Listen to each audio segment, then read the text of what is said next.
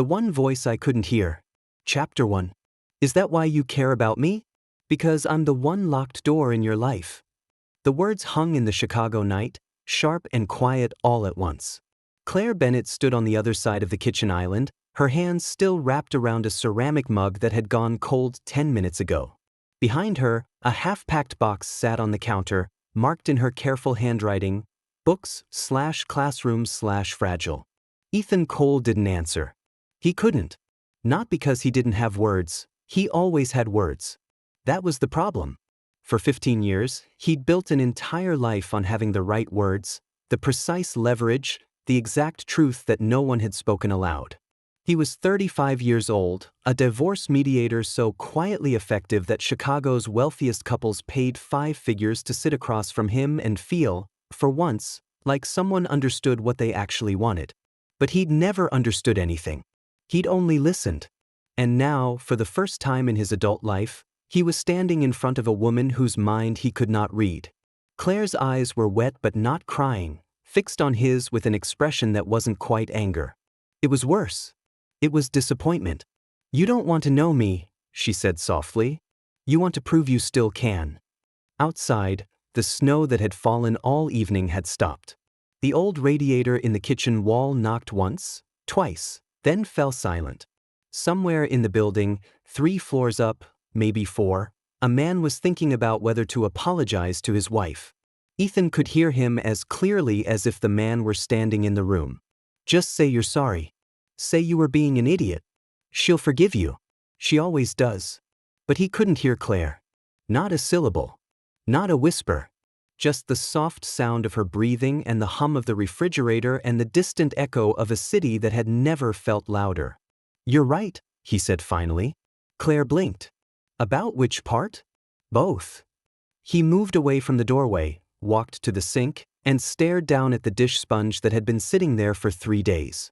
"I don't know if I started caring about you because you were the exception. But I know I kept caring because of it. Because I couldn't." He stopped. "Couldn't what?" Ethan turned.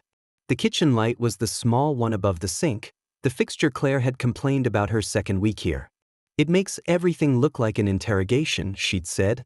He'd laughed then. He wasn't laughing now. "Because I couldn't win," he said. That wasn't where it started, though. It started on a Sunday afternoon in February, with the first real snow of the month coming down in thick, unhurried flakes, and Ethan standing in the doorway of his spare bedroom, holding a set of keys he didn't want to give away. The apartment was on the 3rd floor of a brick building in Lincoln Square, the kind of place that had been here before the condos and the gastropubs and the $30 wine bars. The radiators clanked. The windows rattled in the wind. The floor slanted just enough that if you dropped a marble in the kitchen, it would roll into the living room and stop at the fireplace that hadn't worked since the 90s. Ethan loved it. He also couldn't afford it. The notice from the nursing home had come on Friday. Upcoming rate adjustment for memory care services. The polite way of saying his mother's bills were going up again. He'd done the math 3 times Saturday morning, sitting at his desk in the dark, his coffee going cold, the spreadsheet refusing to bend in his favor. So here he was, renting the room he'd been using as an office, letting a stranger into the only space he'd ever truly called his own. He heard her before he saw her. Footsteps on the stairs, the scrape of a suitcase against the wall, a muttered curse when she hit the 2nd floor landing. Then she was there, in the hallway, shaking snow out of her hair and smiling at him like she wasn't completely soaked through. "Hi," she said. "I'm Claire. Sorry I'm late." The bus decided to take the scenic route. She was 32, though he wouldn't learn that until later. She was a substitute art teacher at a public elementary school in Rogers Park, but she'd been subbing for the same 3rd grade class since November, which meant she'd basically become their real teacher without the pay or the health insurance. She had 2 old suitcases, a roll of student drawings tied with twine, a cracked bedside lamp, and a potted plant that had seen better days. And when Ethan reached out with the part of himself that had been listening to other people's thoughts for so long it was like a second heartbeat. "Nothing." He frowned. "Everything okay?" Claire asked, shifting the weight of her suitcase. "Yeah." He shook himself, held out the keys. "Sorry. Long week. Welcome to the place." She took the keys, And Ethan did what he always did when he met someone new. He tried again. Still nothing. Not the surface stuff. He's taller than I expected. Hope he's not a serial killer. The hallway smells like coffee and old books. I like it. And not the deeper stuff either. There was just quiet. A silence so complete it felt like standing in a soundproof room. He turned his attention to the moving guy coming up the stairs behind her. Stupid stairs. Stupid heavy boxes. Stupid February. She didn't even tip. The man's thoughts hit Ethan like a wave, clear and loud and full of complaint. His ability was still working. It just wasn't working on her. Is something wrong? Claire asked again. She was looking at him with genuine curiosity now, not suspicion, not concern, just the ordinary interest of one person trying to figure out another. And Ethan realized, with a jolt that felt almost physical, that he had no idea what she was thinking. For the first time in 15 years, he was blind. "No," he said, and his voice sounded strange to his own ears. "Nothing wrong. The snow. It's really coming down." Claire glanced past him into the apartment. The living room was small and cluttered with the artifacts of a man who spent too much time at work and not enough time anywhere else. Law journals stacked on the coffee table, a single plate in the sink, a coat hung over the back of a chair because the closet was full of boxes he'd never unpacked. "It's perfect," she said, and she meant it. Ethan couldn't hear her thoughts, but he could hear her voice, and there was no performance in it. No social gloss. No careful management of his expectations. She was just here. "I'll show you your room," he said, and led her inside. The first week, he told himself it was temporary. Some kind of neurological hiccup. A fluke of proximity and stress and too many late nights at the office. He'd wake up one morning, pour his coffee, hear her yawning in the bathroom, and suddenly her thoughts would be there like everyone else's. But Monday came, and nothing. By Friday, Ethan had conducted a series of tests so subtle he almost convinced himself they weren't tests at all. In the elevator, he listened to the neighbor from 4B think about her heating bill. $300. For a one-bedroom. I'm going to kill the landlord. In the coffee shop, he heard the couple at the window table mentally rehearsing a breakup neither of them had the courage to start. "I still love you." "No, I don't. I love the idea of you." "Is that worse?" At work, his assistant, Priya, walked past his desk thinking, "He's going to ask me to stay late again. He always asks me to stay late. I should have become a florist." All of it, loud and clear and exhausting. And then he would come home, and Claire would be sitting on the couch in her paint-stained sweatshirt, correcting spelling tests with her feet tucked under her, and the world would go silent. Not empty, just silent. "You're staring," she said on Wednesday, not looking up from her stack of papers. "I'm thinking." "About what?" "You thought?" "About how you're the only person in this city I can't figure out. About how much I hate it. About how much I don't." "Work," he said. Claire nodded, made a small note on the paper in front of her, and said nothing else. Here's what Ethan had learned about people in 15 years of listening to their most private thoughts. Everyone was performing. Not maliciously. Not even consciously most of the time. But every conversation was layered, every word chosen or withheld for a reason, every smile calibrated to manage someone else's expectations. He'd sat across from husbands who said, "I want what's best for the children," while thinking, "I want the house. I want the car. I want her to suffer." He'd watched wives say, "I just want this to be amicable," while thinking, "I hope he chokes on every penny." He'd heard his own mother, sitting in her nursing home chair, look at him and say, "I'm fine, sweetheart," while thinking, "You only come because you feel guilty. You never stay because you want to." He'd heard his older sister, Julia, say, "I love you, Ethan," while thinking, "No, you don't. You love knowing things about me I never said."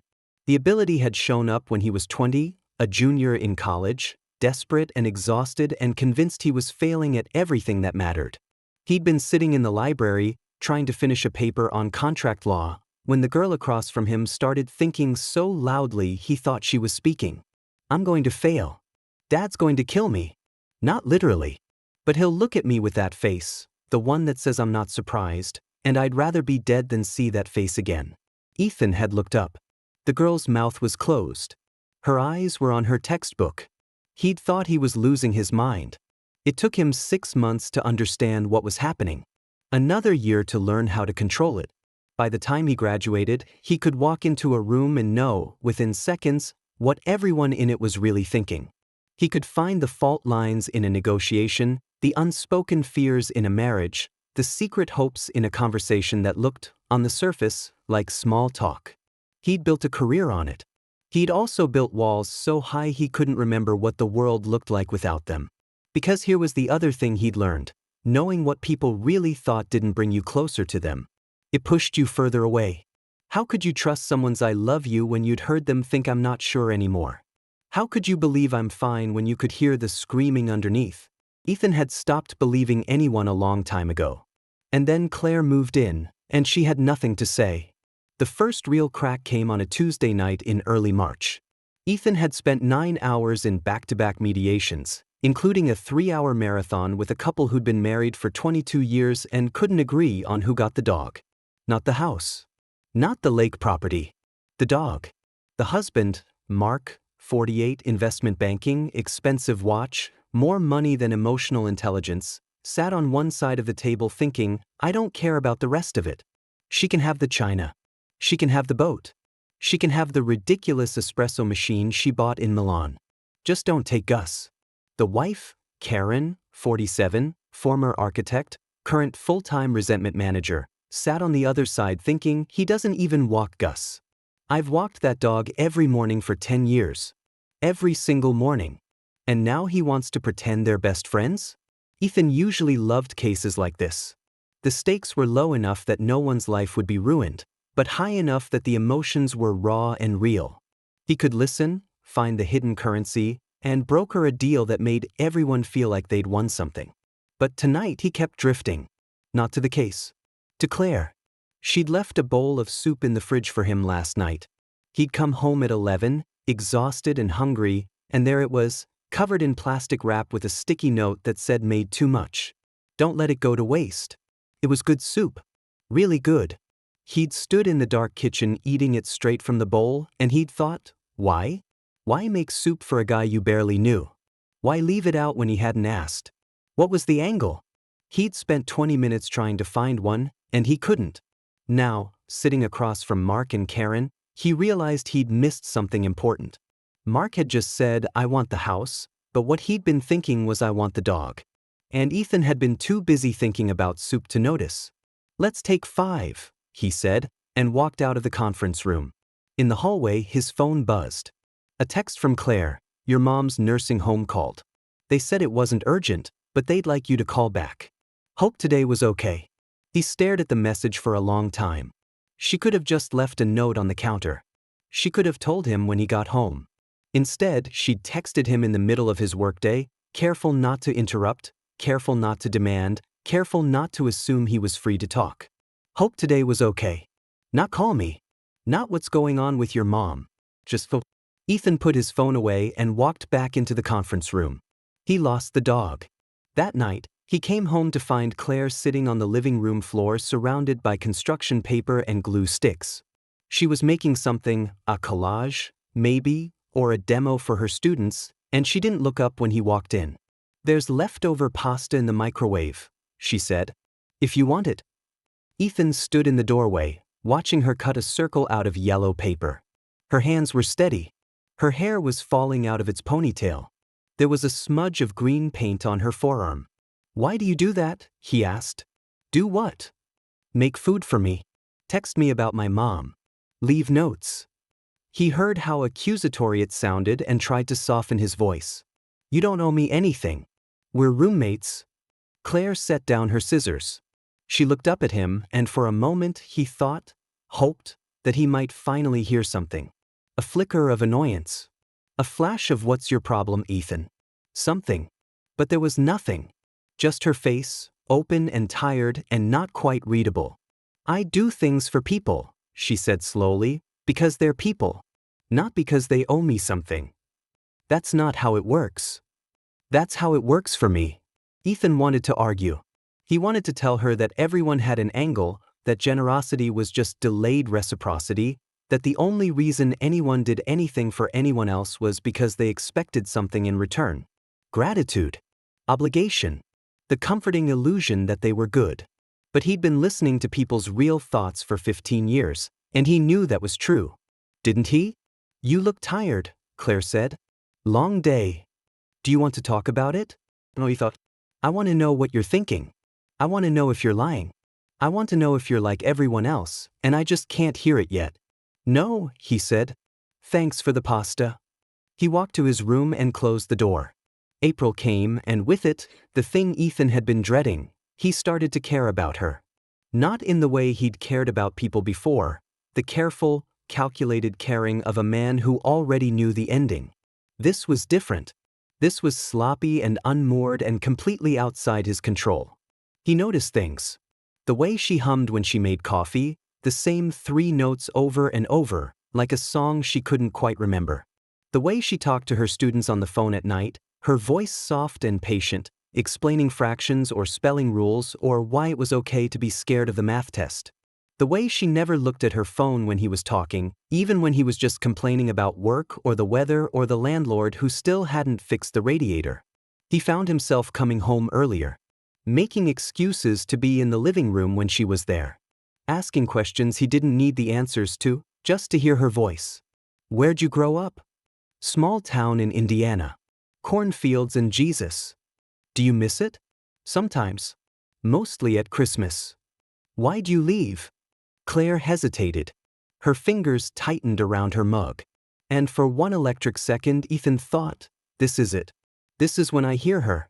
When the walls come down and the silence breaks and I finally know. But there was nothing. My brother needed help, she said finally. And then after he was okay, I just stayed. It was the truth. He could tell. But it wasn't the whole truth, and they both knew it. Ethan didn't push. For once, he didn't push. He started listening to other people about her instead. Not because he wanted to. That's what he told himself. Because he needed to. Because the silence was driving him crazy, and if he couldn't hear Claire directly, he could at least build a picture of her from the people around her. The neighbor in 2B thought she was nice. Quiet. Keeps to herself. Better than the last one, who played techno at 2 a.m. The mailman thought she got a lot of letters with no return address. Once a month. Same handwriting. Woman's, I think. The woman at the community center on Joseon nights thought she was a saint. Comes in every week, teaches art to kids who've lost someone. Never asks for anything. Never complains. The last one stopped Ethan cold. He'd followed Claire on a Wednesday night. Not literally followed. Just happened to be in the neighborhood, just happened to walk past the community center on Belmont, and he'd heard the director thinking about her as she packed up her supplies. Michael's sister. The one who dropped everything to take care of him after the accident. Moved to Chicago, got a teaching certificate, worked 3 jobs while he was in recovery. And now she's here, doing the same thing for other people's children. She never talks about it. She never talks about anything. Ethan stood on the sidewalk in the cold, the door of the community center closing behind Claire, and he felt something he hadn't felt in years. Shame. Because he hadn't been trying to understand her. He'd been trying to solve her. Like she was a puzzle he could crack, a lock he could pick, a piece of his ability that had gone missing and needed to be recovered. She wasn't any of those things. She was a woman who'd spent her life taking care of people who couldn't take care of themselves. Her brother Michael, drunk driver, passenger side, shattered pelvis, 18 months of rehab. Her mother, cancer, slow and mean, 2 years of chemo and radiation and false hope. Her students, kids who showed up to school hungry or scared or both, who needed someone to believe in them.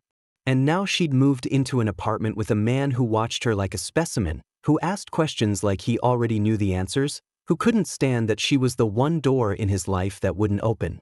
She wanted a place where she didn't have to save anyone, the director had thought. And Ethan had made it a place where she had to defend herself. The unraveling happened fast after that. Claire started spending more time in her room. The soup stopped appearing in the fridge. The notes on the counter disappeared. She was still polite, still fine, still capable of a smile that didn't reach her eyes. But she was pulling back. Ethan saw it happening and he didn't know how to stop it, Because the only tool he'd ever used to fix things, listening, didn't work on her.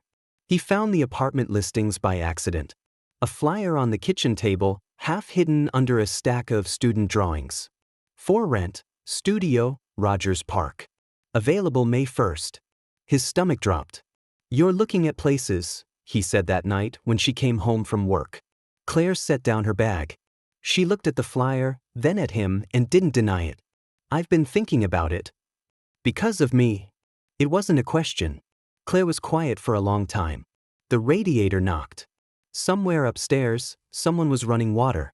Ethan could hear the thoughts of every person in the building. The woman in 4B worrying about her son's cough, the guy in 2A planning his weekend, the teenager in 3A thinking about the girl who'd smiled at him in chemistry class. All of it, clear and loud and useless. "I don't feel alone here," Claire said finally. "I feel watched." The word hit Ethan like a slap. "I'm not. You ask me questions like you already know the answers," she continued, her voice steady but soft. "You look at me like you're waiting for me to slip. Like I'm a test you haven't passed yet. That's not. I came here because I needed a place to rest." She met his eyes. "And I can't rest when someone's always watching to see what I'll do next." Ethan opened his mouth. Closed it. He could tell her the truth. He could tell her everything, about the ability, about the silence, about how she was the first person in 15 years he couldn't read. He could explain that he wasn't watching her because he wanted to control her, but because he couldn't, and that had never happened before, and it was terrifying and magnetic and he didn't know what to do with it. Or he could let her go. "I'm sorry," he said. "I didn't mean to make you feel that way." Claire nodded slowly. "I know. But you did." She picked up her bag and walked to her room. The door closed behind her with a soft click, and Ethan stood in the kitchen, surrounded by the thoughts of 100 strangers, listening to the only silence in Chicago that mattered. 2 weeks later, he came home to find boxes in the hallway. Not the flimsy packing boxes from the corner store, real ones, reinforced, the kind you ordered online when you were serious about leaving. Claire's bedroom door was open. Her suitcases were on the bed. The plant that had lived on the windowsill was wrapped in newspaper, sitting on the kitchen counter like a goodbye. She was in the bathroom, running water. Ethan could hear her moving around, the soft sounds of someone packing up the small things. Toothbrush, toothpaste, the million tiny artifacts of a life that had only ever been temporary. He stood in the doorway of her room and looked at the empty walls. When she'd moved in, she'd hung up a few of her students' drawings. A house with a purple roof. A dog with 6 legs. A family portrait where everyone was smiling, even the cat. Now there were just pushpin holes in the plaster. "You're really leaving," he said, when Claire came out of the bathroom with her toiletries bag. She didn't look surprised to see him. "I found a place." "When?" "Next week." Ethan nodded. He wanted to say something useful. Something that would make her stay, or at least make her leaving hurt less. But every word he thought of sounded like manipulation, because every word he'd ever said to anyone had been calculated, weighed, measured for maximum effect. He didn't know how to just talk. "Can I help you pack?" he asked. Claire looked at him for a long time. Her face was tired but not unkind. There were shadows under her eyes that hadn't been there 2 months ago. "You don't have to do that," she said. "I know." She handed him a roll of packing tape. They worked in silence for an hour. Ethan packed books, novels and art history texts and a dog-eared copy of A Wrinkle in Time that looked like she'd read it a dozen times. Claire wrapped her paintbrushes in old t-shirts and labeled every box with her careful handwriting. At some point, the sun went down. The kitchen light came on automatically, the bad one, the one that made everything look like an interrogation. Claire sat down on the floor, her back against the bed. She looked small in the dim light, smaller than she had any right to look. "I'm not angry at you," she said. "You should be. Maybe." She pulled her knees up to her chest. "But I'm not. I'm just tired." Ethan sat down across from her. The box of books was between them, a small cardboard barrier that felt bigger than it was. "Can I tell you something?" he asked. "You can tell me anything." He almost laughed. She had no idea what she was offering. No one had ever said that to him and meant it, because no one had ever known what anything meant. I can hear people's thoughts, he said. Claire's expression didn't change. Okay. No, I mean, he stopped, regrouped. I can actually hear them. Not guessing. Not reading body language. I hear exactly what they're thinking, word for word, as clearly as if they said it out loud. She was quiet for a moment. Then, since when? Since I was 20. It started in college. I thought I was losing my mind, but then I figured out how to control it, and I've been listening to everyone ever since. Everyone. Everyone except you. Claire's forehead creased. What do you mean, except me? Ethan let out a breath. This was the part he couldn't explain, the part that had been driving him crazy for 2 months. The day you moved in, I tried to hear you. Out of habit. And there was nothing. No thoughts. No voice. Just silence. He met her eyes. I can hear everyone in this building right now. The woman upstairs is thinking about whether to order Thai food. The guy in 2A is planning his sister's birthday party. The teenager in 3A is trying to remember the name of a song. It's all there all the time and I can't turn it off. He leaned forward. But I can't hear you. I've never heard you. Not once. Claire was very still. You're serious. I've never been more serious about anything in my life. She looked at him for a long time. Longer than felt comfortable. Longer than he deserved. Prove it, she said. How? Tell me something you couldn't know unless you were telling the truth. Ethan thought for a moment. Then he closed his eyes and let the world in. The neighbor in 4B, her son has a fever. She's thinking about whether to keep him home from school tomorrow. She's worried about missing work. Her boss is a jerk. The guy in the apartment below us. He just got engaged. He's thinking about how to tell his parents. His dad's going to be weird about it. His mom's going to cry. Asterisk the woman in 1A, she's thinking about her ex-husband. She saw him at the grocery store today. He looked happy. She hates that he looks happy. Asterisk. He opened his eyes. The woman in 4B is keeping her son home from school tomorrow. Her boss is going to be angry, but she doesn't care. Claire's lips parted. The guy downstairs just got engaged. He's nervous about telling his parents. She blinked. And the woman in 1A saw her ex-husband at Mariano's today. He was buying wine. Good wine. The kind they used to drink on anniversaries. Claire's hand went to her mouth. He looked happy, Ethan said quietly. And she hates that. The silence that followed was different from the others. It wasn't empty. It was full of everything he'd just said, full of the weight of 15 years of secrets, full of the truth he'd never told anyone. My God, Claire whispered. I know. You really can. Yes. She stood up, walked to the window, stood with her back to him, looking out at the dark street. Why are you telling me this? She asked. Because you're leaving. That's not an answer. Ethan stood up too. He didn't go to her, he knew better than that, but he didn't stay on the floor either. He stood in the middle of the room, surrounded by boxes, and tried to say something honest for the first time in years. I thought hearing people made me less alone, he said. But I think it just gave me a way to never really be with anyone. Claire turned. Her eyes were wet. You don't want to know me, she said. You want to prove you still can. Both, he admitted. At first. But not anymore. Then what do you want? Ethan thought about it. Really thought about it. Not about the right answer or the strategic answer or the answer that would make her stay. Just the truth. I want to learn how to be with someone without knowing everything first. Claire wiped her eyes with the back of her hand. She looked at the boxes, at the empty walls, at the plant wrapped in newspaper on the counter. That's going to be hard for you, she said. I know. You're going to mess up. I know. You're going to want to listen, and you're not going to be able to, and you're going to hate it. Ethan almost smiled. I know. Claire walked to the kitchen. She unwrapped the plant, the sad one, the one that had seen better days, and put it back on the windowsill. I'm still moving, she said. Ethan's chest tightened. I know. But not next week. He let out a breath he didn't know he'd been holding. The studio in Rogers Park, Claire said, is tiny. And the landlord seems weird. And I don't really want to live alone. She looked at him over her shoulder. So I'm going to keep looking. And in the meantime, I'm going to stay here. But you have to stop watching me like I'm a problem you're trying to solve. I'll try. That's not good enough. Then I'll do it.